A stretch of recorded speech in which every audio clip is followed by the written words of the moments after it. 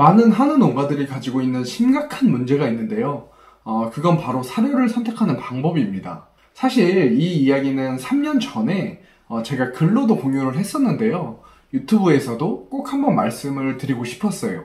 영상 뒷부분에는 좋은 사료를 고르려고 할 때 사료의 가격이나 조단백 같은 성분 함량, 그리고 실제 소들의 출하 성적, 이런 것들보다 훨씬 더 중요하고 꼭 확인해 봐야 하는 한 가지가 뭔지 말씀을 드리겠습니다. 한우를 키울 때 들어가는 원가 중에 가장 큰 비중을 차지하는 게 바로 사료값인데요. 게다가 사료는 소들의 성적에도 영향을 크게 미치기 때문에 농장의 수익성, 농장주인 내가 돈을 얼마나 버는지와도 아주 연관이 깊죠. 한우 농장을 운영하는 건 결국 내가 농장이라는 사업체를 운영하는 건데요. 그렇기 때문에 사료를 선택하는 건 아주 중요한 사업적인 결정 중 하나입니다. 그런데 대부분의 농가들이 사료를 선택하는 방법은 뭘까요? 그냥 이웃 농가가 좋다고 추천하는 사료를 그냥 쓰거나 나랑 친한 사람의 사료를 써주거나 아니면은 가격이 제일 싼 사료를 찾아서 먹이기도 하죠. 하지만 사료 선택을 이렇게 대충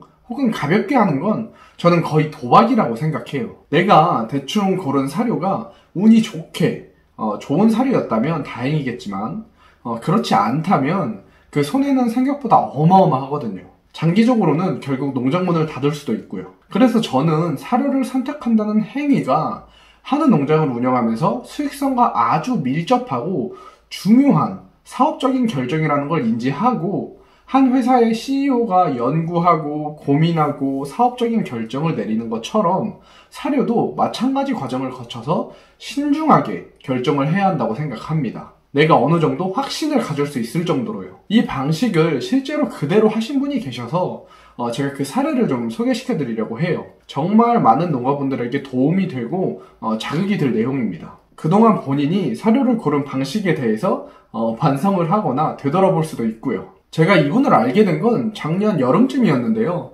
제 구독자분들은 아시겠지만 저희 목장은 소도 키우면서 자체 TMR 사료 공장도 운영을 하고 있습니다. 그런데 이 사장님이 연락을 주셔서 사료의 성분 분석 자료를 요청하셨었어요. 그래서 제가 당시에 자료를 문자로 전달 드렸었습니다. 그리고 거의 1년 동안 연락이 없으시다가 얼마 전에 연락을 주시고 찾아오셨는데요.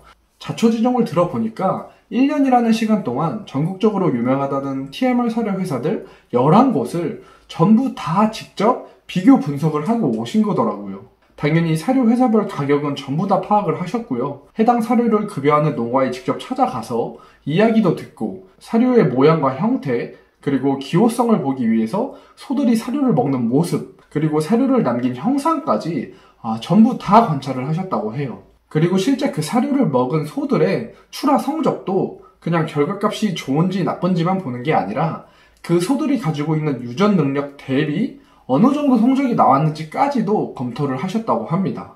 출하 성적이 잘 나왔어도 원래 그 소의 유전적인 자질이 좋았다면 그건 사료가 좋다기보다 유전의 영향을 많이 받은 거니까요. 여기에서 끝이 아닙니다. 이 사장님은 저한테 사료 성분 분석 자료를 요청하셨던 것처럼 다른 사료 회사들에도 자료를 요청해서 다 받으셨고 그 성분 분석 자료와 별개로 직접 본인이 그 사료를 먹이는 다른 농장에서 해당 사료의 샘플을 떠가지고 성분 분석 의뢰까지 자체적으로 맡겼다고 하시더라고요.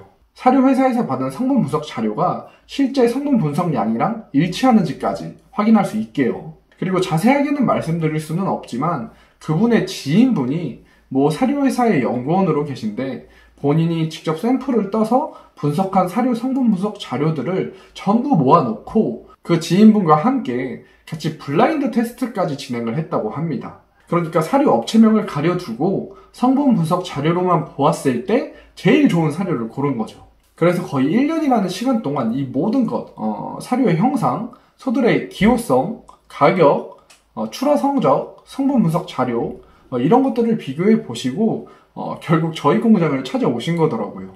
약간 자랑이나 홍보로 느끼실 수도 있을 것 같은데 사실 그 사장님께 이 비하인드 스토리를 들었을 때는 정말 뿌듯하고 기분이 좋았던 건 맞습니다.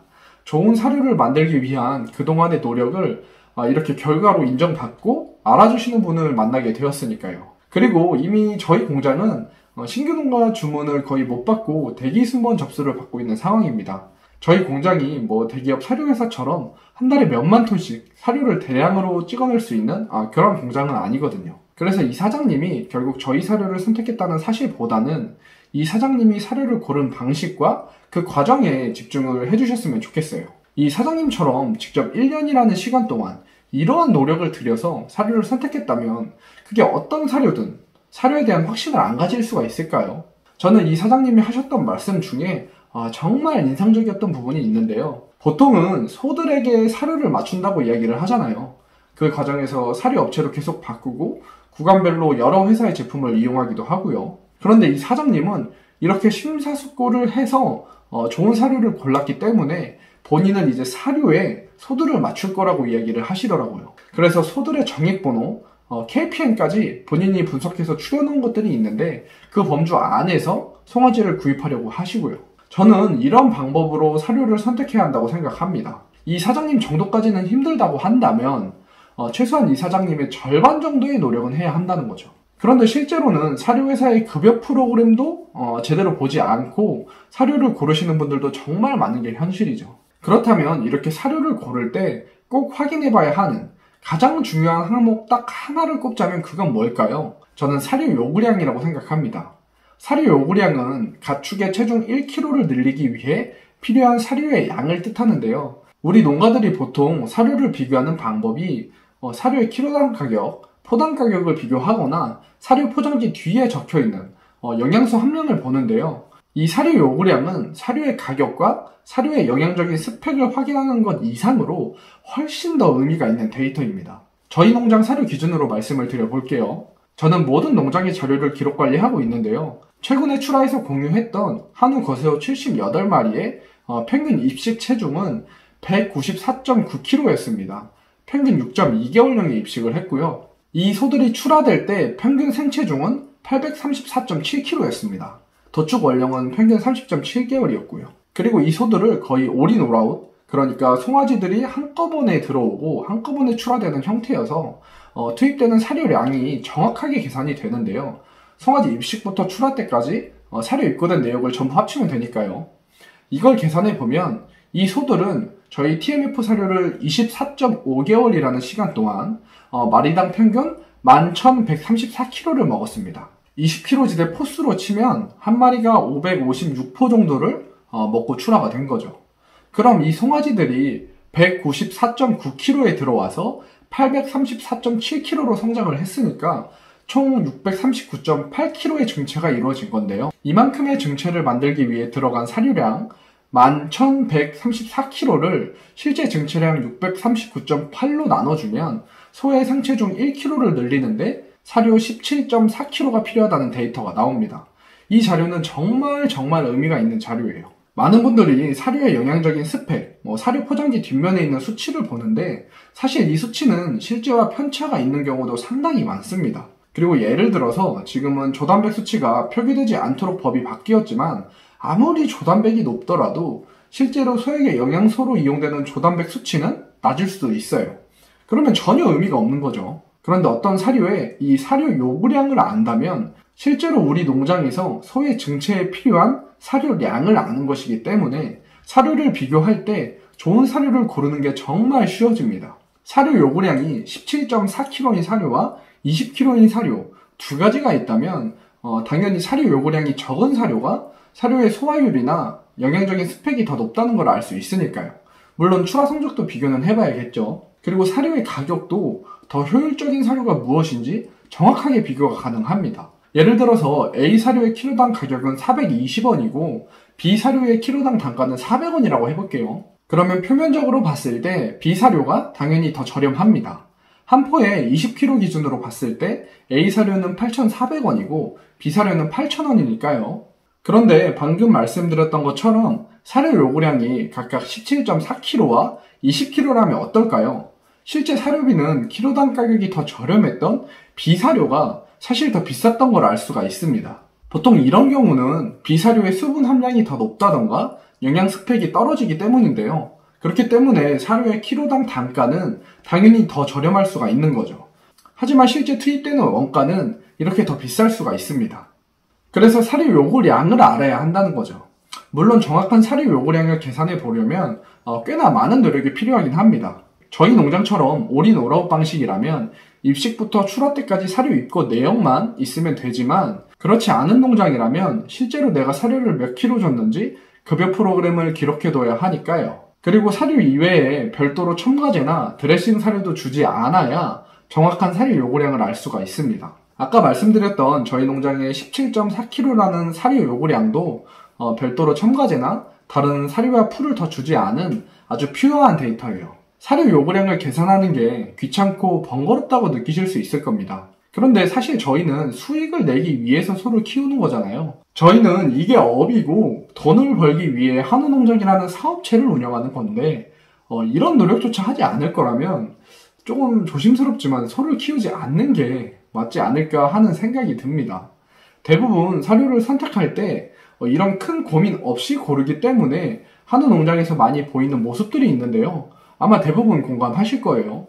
그건 바로 이용하는 사료 업체를 자주 바꾼다거나 한 개의 농장에서 기본 두세 개 이상의 각기 다른 사료 회사의 제품을 이용하는 겁니다. 예를 들면 송아지 사료는 A회사, 육성이랑 큰소 사료는 B회사, 이런 식으로요. 농장마다 개인의 이해관계나 사정이 있을 수도 있겠지만 사료 회사를 자주 바꾸거나 이렇게 한 개의 농장에서 여러 회사의 사료를 먹이는 이유는 결국 그 사료에 대한 확신이 없어서입니다.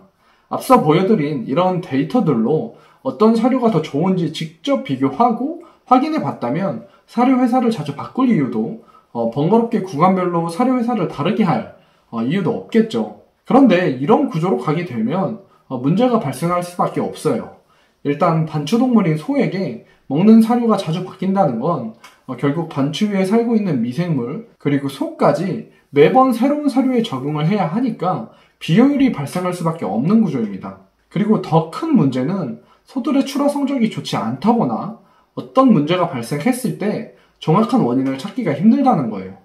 그 전까지는 평균 도체중도 500kg가 넘고 근내지방도도 평균 7이 넘었던 농장이 있는데 갑자기 도체중과 근내가 10% 이상 떨어졌다고 해볼게요. 일괄 사육 농장이라 유전 농약은 과거와 거의 비슷한 수준인 상황에서요. 만약에 사양 관리에 큰 변화가 없었다면 보통 사료에서 원인을 찾는데요. 이때 예를 들어서 육성기 때는 A회사의 TMR 사료를 먹였고 그리고 큰소 구간에는 B회사의 배합 사료를 먹였다면 문제의 원인을 정확하게 알 수가 없어요. 정확한 책임 소재를 밝힐 방법이 없는 거죠.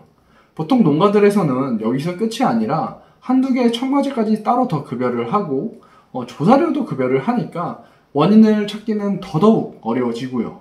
개인적으로 특별한 목적 없이 이렇게 첨가제를 급여하는 것도 결국 사료에 대한 확신이 부족해서라고 생각해요. 그리고 이건 성적이 잘 나와도 마찬가지입니다.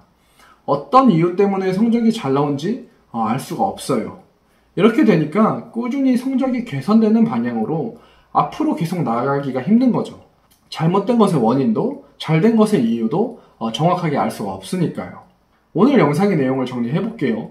한우를 키우는 건 사업이고 농장주는 그 사업체의 대표이사 CEO입니다. 앞으로 이 생각을 항상 가지고 계신다면 아마 사료를 선택하는 걸 절대 쉽게 결정을 내리실 수 없을 거예요. 나와 내 가족의 생계가 달린 사업체를 운영하고 있는데 아는 사람이 어떤 업체를 추천해준다고 그냥 결정을 내려버리거나 아니면 나랑 친하다고 수익성은 따지지도 않고 그 아는 사람과 거래를 하지는 않을 테니까요. 그리고 그냥 원가를 줄인다고 품질은 신경도 안 쓰고 가장 싼 원료나 제품들만 이용하지도 않겠죠. 그래서 사료는 충분히 심사숙고를 해서 골라야 하고 만약 사료를 비교해보고자 한다면 사료 요구율을 계산해서 비교를 해보면 아주 좋은 자료로 이용할 수 있다. 이렇게 정리를 할 수 있을 것 같습니다. 오늘도 긴 영상 봐주셔서 감사합니다. 행복한 하루 보내세요.